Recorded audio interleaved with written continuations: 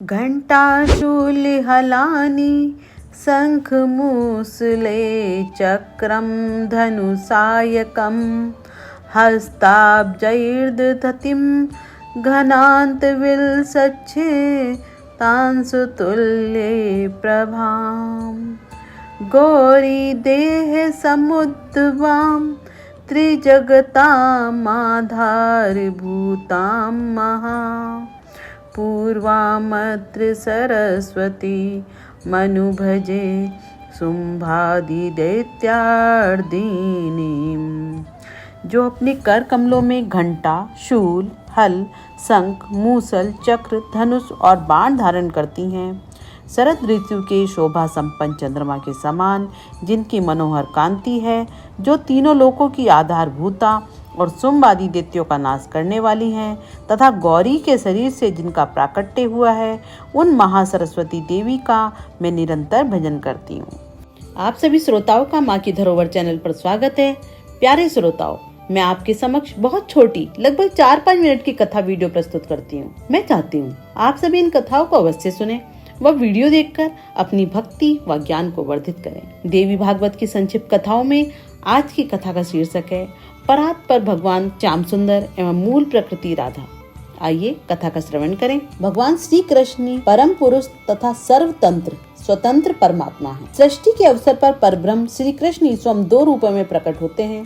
उस समय निराकार तथा ज्योति स्वरूप श्री कृष्ण का दाहिना अंग पुरुष तथा बायां अंग प्रकृति के रूप में प्रकट होता है। भगवान श्री कृष्ण का निराकार रूप योगियों के द्वारा सदा ध्येय है। इनका साकार विग्रह भक्तों के लिए परम आनंद में है। जब इन्हें साकार रूप में प्रकट होने की इच्छा होती है, तब ये मन को मुग्ध कर देने वाला परम मनोहर विग्रह प्रकट करते हैं। इनका साकार विग्रह चिन्मय तथा सुंदरता का पुंज है। इनके विशाल नेत्र शरद काल के खिले हुए कमल की भांति सुंदर तथा इनका विग्रह श्याम है। इनका मुकुट मोर पंख से सुशोभित है। मालती की माला इनके कंठ की शोभा बढ़ाती है।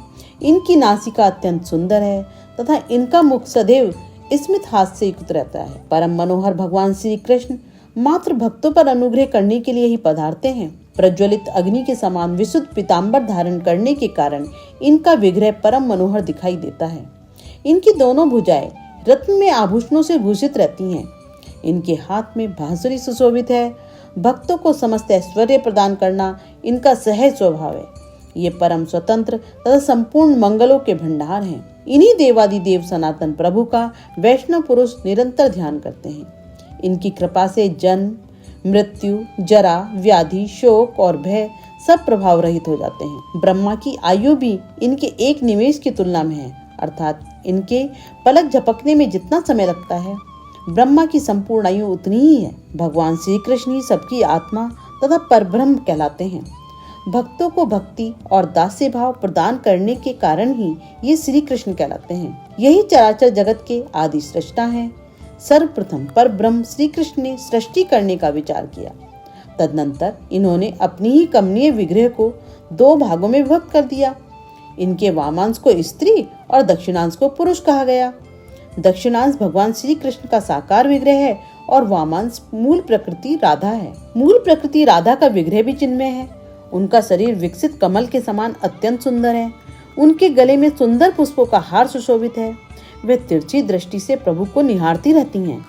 वे चकोरी बनकर श्री कृष्ण के रूप का अपने दिव्य चक्षुओं से निरंतर पान करती रहती हैं। रत्न में आभूषण एवं दिव्य वस्त्र उनकी शोभा को और भी अधिक बढ़ाते रहते हैं। उन देवी के ललाट पर कस्तूरी की बिंदी सुशोभित है।